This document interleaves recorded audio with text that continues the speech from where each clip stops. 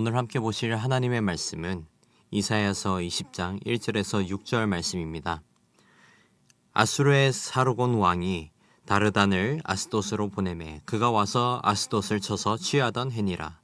그때 여호와께서 아모스의 아들 이사야에게 말씀하여 이르시되 갈지어다 내 허리에서 배를 끄르고 내 발에서 신을 벗을지니라 하시매 그가 그대로 하여 벗은 몸과 벗은 발로 다니니라. 여호와께서 이르시되 나의 종 이사야가 3년 동안 벗은 몸과 벗은 발로 다니며 애굽과 구스에 대하여 징조와 예표가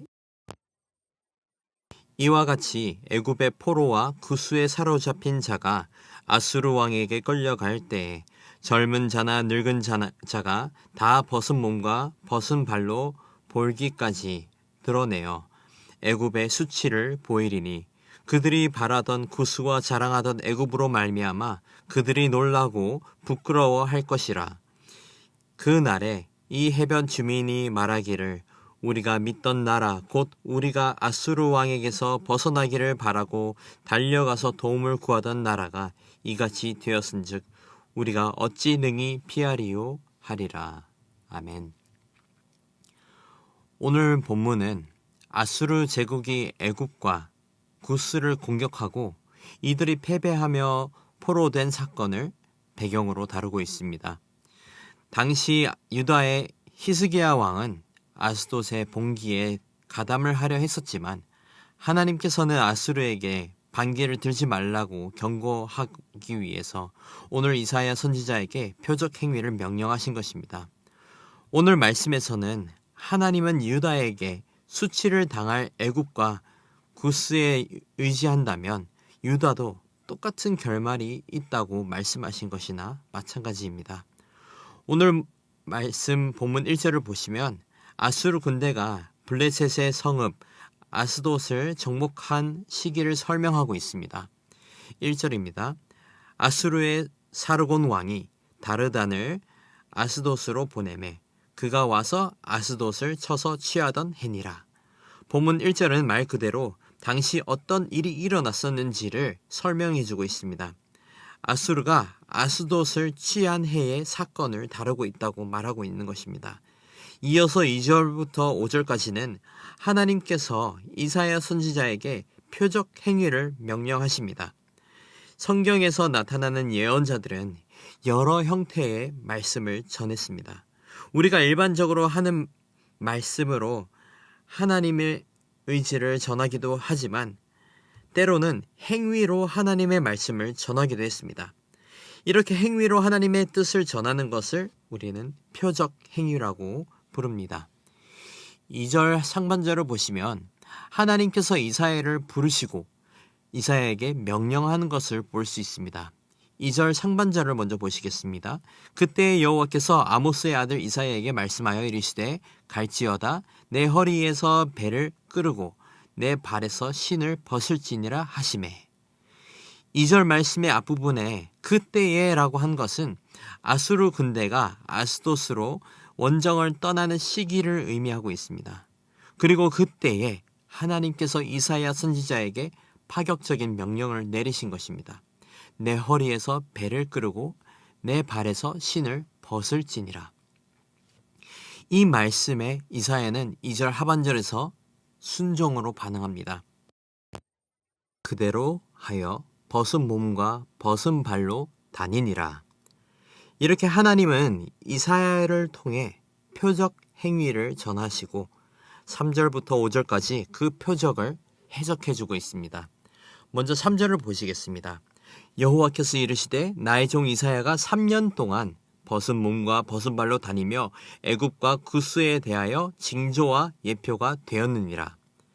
당시 고대 세계에서는 알몸과 맨발은 전쟁 포로의 전형적인 모습이었습니다. 그래서 3년 동안 표적 행위로 벗은 몸과 벗은 발로 다닌 것은 애굽과 구스에 대한 예표가 되는 것이었던 것입니다. 그래서 하나님은 이사야를 통해서 애굽과 구스도 패배하고 수치를 당하고 아수르의 포로가 될 것을 4절 말씀을 통해 전해주고 있습니다. 4절입니다.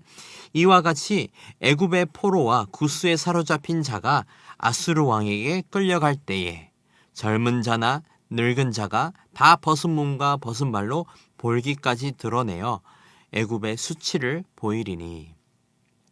당시 역사적으로 최고를 자랑하던 패권을 주장했던 애굽은 아수르에게 패배했고 한순간에 수치를 당하고 포로가 되었습니다. 이런 이사야의 표적 행위를 통해 예루살렘 주민들은 충격에 빠졌을 것입니다.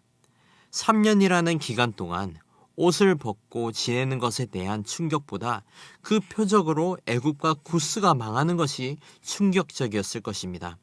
왜냐하면 유다의 지도자들은 자신들이 애굽과 구스를 의지하고 기대함으로써 아수르의 침공을 피할 수 있을 것이라고 믿고 있었기 때문입니다. 위대한 나라 애굽과 구스의 도움을 받으면 될 것이라고 믿었지만 그들이 허무하게 패배한 것을 보았을 때에 그들을 기대했던 유다는 얼마나. 그래서 5절에서 이스라엘의 반응은 이렇게 나와 있습니다. 그들이 바라던 구스와 자랑하던 애굽으로 말미암아 그들이 놀라고 부끄러워할 것이라. 애굽과 구스라면 아수르는 거뜬히 막을 수 있겠지. 애굽과 구스와 친하게 지내면 아수르로부터 안전할 거야.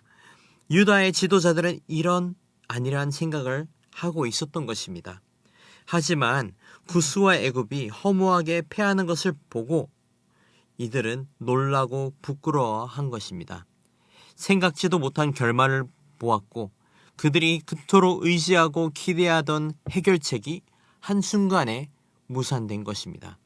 그래서 6절에서는 해변 주민 아스돗을 포함한 블레셋 주민들이 깨달음을 얻고 절망하는 모습을 그려주고 있습니다. 6절입니다. 그날에 이 해변 주민이 말하기를 우리가 믿던 나라 곧 우리가 아수르 왕에게서 벗어나기를 바라고 달려가서 도움을 구하던 나라가 이같이 되었은즉 우리가 어찌 능히 피하리요 하리라.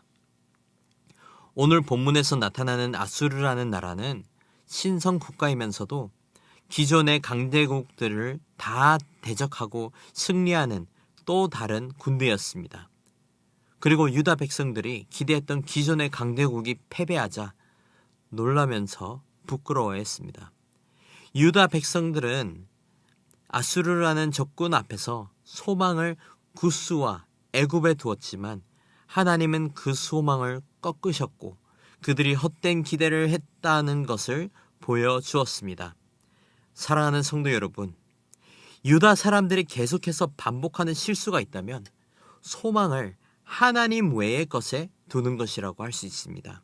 그들이 바라고 의지하고 기대했던 애굽과 구스는 패배했고 결국 유다 지도자들의 헛된 기대와 믿음을 가졌다는 것을 깨닫게 됩니다. 여러분, 우리는 누군가를 찾아가서 우리를 구원해 주기를 구하고 있지 않습니까? 계속해서 도움을 주변 지인이나 세상에서 구하고 있지는 않습니까? 사사로운 것부터 중대한 것까지 우리가 도움을 구하고 기대해야 할 분은 바로 여호와 한 분인 줄 믿습니다. 오직 하나님에게만 우리의 도움을, 우리의 소망을 두는 저와 여러분이 되기를 소망합니다. 세상 모든 부와 힘과 명예가 있더라도 하나님이 그 가운데 없다면 그 삶은 불행한 삶이고 언제 어디서든지 무너질 수 있는 삶입니다. 여기에 계신 우리 모든 성도가 하나님을 우리의 유일한 소망으로 유일한 구원자로 여기며 살아가는 은혜가 있기를 주님의 이름으로 축복합니다. 함께 기도하겠습니다. 모든 영광과 존귀와 능력 받으시기에 합당하신 하나님 아버지 감사합니다. 주님의 거룩하심을 찬양하며 주님의 공의로우심을 감사드립니다. 주님의 전능하심을 다시 한번 보게 하시고 우리의 참 소망이 오직 주님께 있음을 깨닫게 해주심에 감사드립니다.